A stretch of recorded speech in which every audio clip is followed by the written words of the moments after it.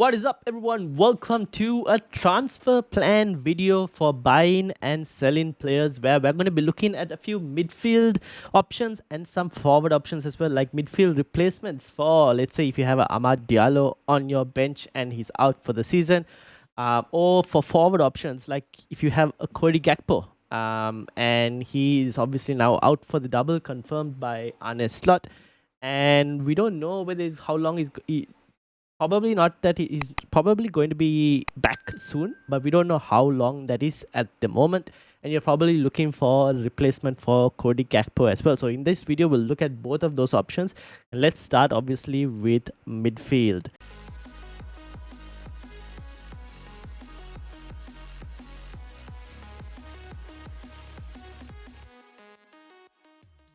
Now, before we go into midfield, this is the season ticker until game week 29. And the reason I put it until game week 29 is because you need to make a decision on, are you playing the free hit in 29 or are you not playing the free hit in 29? And that kind of would dictate your moves in terms of which type of players you can look to try and get and which type of players you can look to bench as well. So all depends on that as well.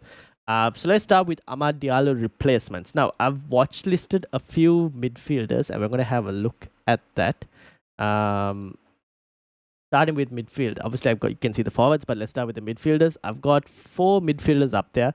Mitoma, Dango, Minte, and Waneri. So Mitoma first. Actually, let's start with the 2 Brighton lads first. Now, as you can see from this list, Brighton are somewhat mid-table for the season ticker until game week 29. They got a good fixture this week against Southampton, followed by Bournemouth, Fulham at home, and then City. Now, City, based on how you've seen City defend and all, the wide players do tend to have a bit more of benefits in terms of attacking returns potentially. So there is a possibility that both Minte and Mitoma could benefit from that as a wide option. The only thing is, obviously, if you're looking to sell like a Amad Diallo, who is currently selling at maybe 5.3, 5.4 for you, trying to get to a Mitoma might not be the easiest because he's at 6.3. So that's a bit of a jump if you don't have the budget as well. So for those of you who can't go there, then your next option would be like a Minte. Now, Minte has obviously had 2 double-digit hauls in the last 4 game weeks, both coming against not top-tier opposition, more bigger opponents where you expect Brighton to be able to counter-attack mostly.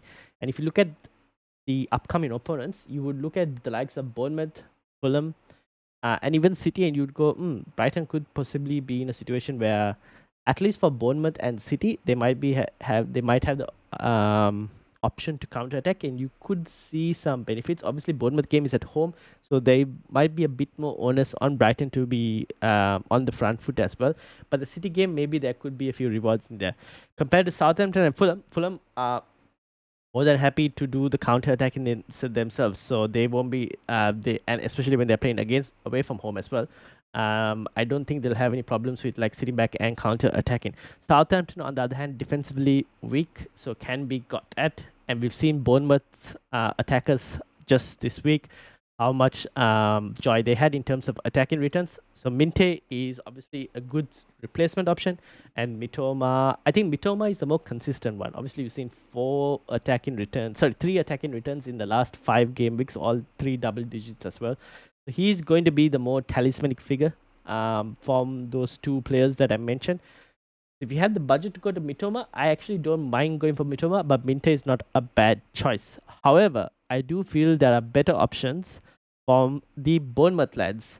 I've got Dango on here as the watch list, but I'm assuming all of you already have, even if let's say you have Dango and you're looking for another, and you still have Amad, even Clivert and Semenyo, I would add into this list as well. I've got Dango because I already have Clivert, so I'm pretty like a different player that I had Amad, or even not Amad. I don't have Amad, but I have Morgan Rogers, and I'm looking to sell Morgan Rogers soon because he blanks in game week 29.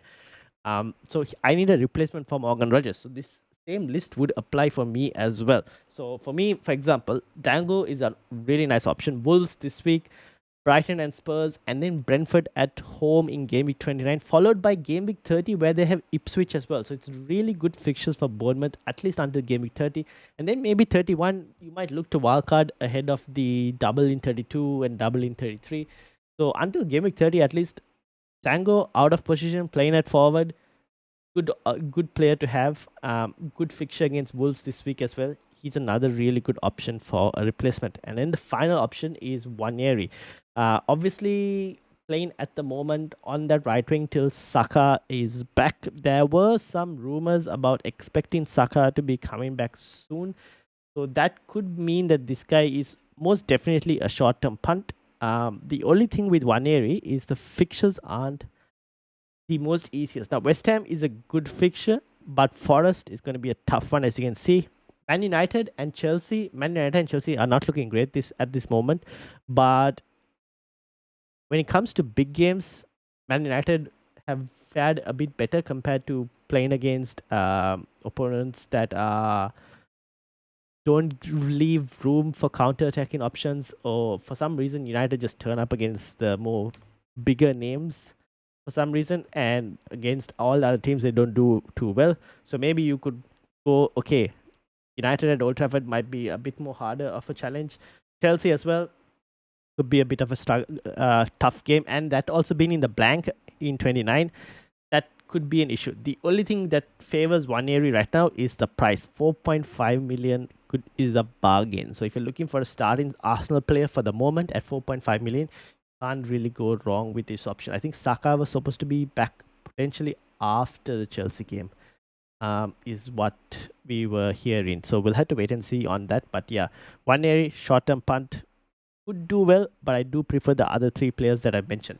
Now, obviously, if you have more budget, let me know in the comments. I've got another section of list of players that I've filtered from Fantasy Football Scouts members area by XGI, and I put a max price of 7 million for these midfielders. Some of the players that I didn't mention, for example, Elanga. Now, Madueke is on top of that list, but Chelsea are in all sorts of form that I just can't recommend any Chelsea players at this moment. Sabosla is not a bad option, but they do blank in game 29, and most of you already probably have triple Liverpool, so you're not looking at that. Elanga obviously is a decent option for those of you who don't have Chris Wood. Fixtures are tough, but you could flip it in a way where you go, they've got Newcastle, Arsenal, and City. 3 tough games where you would expect Forest to be counter-attacking. And if they're going to counter, there are wide players in Elanga, Gibbs White, they are the outlets most of the time, or to try and get some points.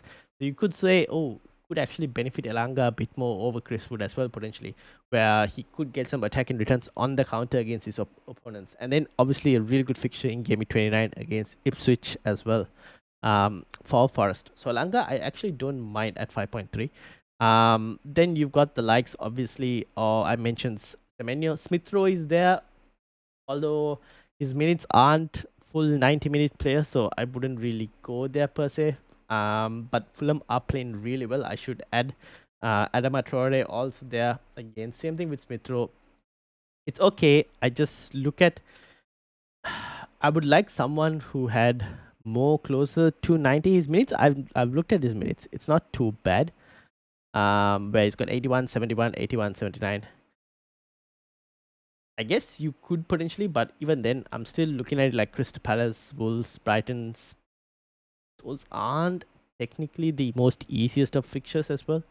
So that's kind of why it's slightly off-putting. But it's up here in the data as well if anyone wanted to have a look. And then obviously Mitoma, Gibbs White, Christie are the other players that are in this list. Let me know if you're looking at any of the players that are not on that watch list that I mentioned. Now, let's move over the forwards for Coady Gakpo replacements. Now, I've got Chris Wood, Matheus Cunha, Mateta, Wissa, Beto, and Marmoush. Let's start obviously with Mateta. This is completely, if you're free hitting in 29, then you can and you have the luxury to go for a Mateta. Because if you're free hitting in 29, you can obviously avoid the blank. You can get the player in now who has Fulham, Villa, Ipswich. Fulham and Villa might be some tough games. Ipswich would be pretty good. Then obviously you don't have to worry about the blank because you're free hitting. Game week 30, they got Southampton. 31 against Brighton. 32, they double. So a lot of players will anyway, managers will be looking to get Mateta in, even though the double is tough. They'll be looking to do it because of the double. So you'll be a step ahead. And then 33, we don't know whether they'll double or not just yet. So that's obviously something to kind of keep an eye out for. But they could potentially double in that one as well. Then you'll be looking at like a really good option. So if you're free hitting in 29, Mateta is definitely one on the cards. If you're not free hitting in 29, a few players, let's start off with Beto. Now, Beto has been on some, I don't know where he's come from. He's just on some insane form at this moment. And obviously, with Calvert-Lewin injured, Element Ndai also out for the moment. Beto is definitely on form. I don't know if this is a purple patch, but if it is, it's an incredible purple patch. The fixtures are still there. Man United, Brentford, Wolves, and West Ham are all, I would say, now I obviously said one area against Man United will be tough, but then that's because of the occasion. Compared to, I think Everton will do actually pretty well against Man United. So Beto could still deliver in terms of points. Obviously, game week 29 against West Ham. Moyes and Everton are looking better. But after that, you'd probably want to sell. So that's obviously something that you kind of have to keep an eye out for. And with the double just finished, are you looking to buy Beto? Probably not. You're probably looking for some strikers with a bit more upside, especially if you're selling Gakpo. You're looking in that same 6.5 to 7 billion range options. Let's go with Visa, who has the best fixture, probably one of the best fixtures this week. Leicester and Everton followed after that, along with Aston Villa and Bournemouth. Now, Visa, great entry point. He's had 2 disallowed goals in the last game. He got another. I mean, he had like so many chances, I believe, in the first game as well. Like, he's had chances. The only thing with Visa, if you look at Visa now, he's had 2 goals scored since game week 16. That is a bit worrying. That is the one thing that I look at Visa and I go, that is a bit worrying because he's had the chances. It's not like he hasn't had the chances. He's had a lot of chances. But 2 goals scored and 1 assist since game week 16. Even if you were to add like the extra, okay, game week 15, you still go like, but like, still like, you compare his form from game week 1 to 15 and compare it from game week 16 to now is completely different. He's been insane from game week 1 to 15 and then from 16 to 25 right now. I don't know what's happened, but he's not looking like he's putting the ball in the net at this moment. The chances are there. You watch the game, you see he passes the eye test, he's getting the chances, but he's not putting it in the net at the moment, or at least he's putting it and it's offside. But this might be the fixture that he does really well. Obviously, if you look at the data as well, Visa is up there. He's had 7 shots inside the box. What else? If I sort this by expected goals, 7 shots inside the box, 3 chances created, 2 big chances. Okay, numbers, it's not extraordinary. The extraordinary one is the touches in the penalty area, where he's had the second highest after Raul Jimenez, 23 touches in the penalty area. So he's getting options, he's getting chances, just not taking them. Which I guess when you look at the touches in the penalty area converted with the shots inside the box, maybe you could be going, okay, not really taking his chances there in that situation. Also, in terms of like the big chances and big chances scored, you can kind of see why that is happening. Now, Visa, obviously, I mentioned, still, I mean, he could massive haul in this week, to be honest. Marmoush, hat-trick at home against Newcastle. Now, I don't know if I put this to City being good or Newcastle just being very bad. It could be a combination of both. The only thing against Marmoush is they're playing Liverpool this week. After that, he's got some decent fixtures with Spurs, Forest, Brighton, Leicester, Man United. I think those are some really good fixtures for Marmoush. And for those of you who obviously, like myself, were like, ooh, we would like some City coverage for the blank in 29. Obviously, Haaland, we look at Haaland and go, too expensive. The only way to get it is maybe by selling a Cole Palmer or free hitting in game week 29. Then you go, okay, this might not be a bad secondary option in Marmoush to go and get him in that is a forward pick. So he is someone that I think right now, given his ownership as well, could be a very big differential pick Not many managers are going to go there. Obviously, a lot would have gone for after the hat trick, but there's still a significant portion of managers who will look at Liverpool at home and go, maybe not just yet. They might want to watch one more game, see how it does in that, and then they might decide if it does really well against Liverpool as well. Then obviously against Spurs, people might definitely pile on in terms of Spurs, Forest, Brighton, Leicester, and Man United. Some really good fixtures. They'll definitely take it, and he will become an option if he does really well against Liverpool as well. So maybe one to watch and see. And if you have the guts to go earlier, you can. I don't mind it. Definitely a differential pick. Now the top two Gakpo replacements. Sir Chris Wood, just he's on some insane form, guys. He's the most informed striker right now.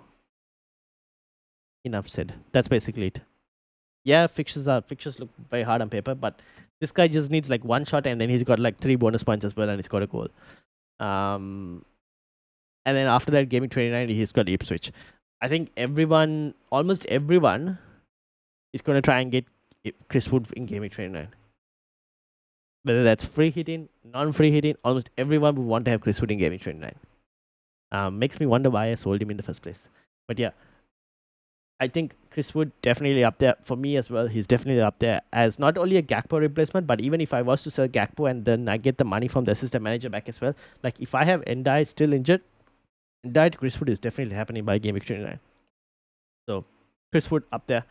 Matheus Cunha. Now Matheus Cunha is the one that everyone's kind of looking at. Bournemouth this week, Fulham, Everton, Southampton, West Ham, Ipswich. Really good fixtures too. Game week 31. He obviously is on set pieces, has pens, gain a bonus monster just like Chris Wood when he gets a goal. And the fixtures don't really matter for Matheus Cunha. You've seen Liverpool 9-pointer, Aston Villa 7-pointer, obviously Arsenal, Chelsea not the best, but like United 12, obviously Leicester got a 9, Ipswich 9. So fixtures are okay. Like I have faith in Matheus Cunha to deliver in most games. So I wouldn't be put off with Bournemouth, Fulham, even though they might be a bit more of a challenge. I wouldn't be put out trying and getting Matheus Cunha even this week. I think he's close to a price rise as well. I might actually go and do Gakpo to Cunha this week potentially, because that's kind of what I'm feeling at this moment. So that's kind of where I am at in terms of Gakpo to Cunha. But let me know, have I missed anyone? Obviously, this is the list. Mateta, I mentioned Chris Wood. We mentioned Beto. Iliman Inda is obviously injured. And Isak, a lot of people already own. Visa is up there as well. And then Gakpo is after this. So we mentioned all the strikers on this list. And then Cunha is just below as well. With the fixtures turning, I expect him to go further higher up as well in this list. Let me know, have I missed anyone from this watch list? If so, let me know in the comments. Thank you all for watching. Make sure you hit the like, hit the subscribe button, and I'll see you all for the Game Week 26 podcast tomorrow. Until then, peace out, everyone.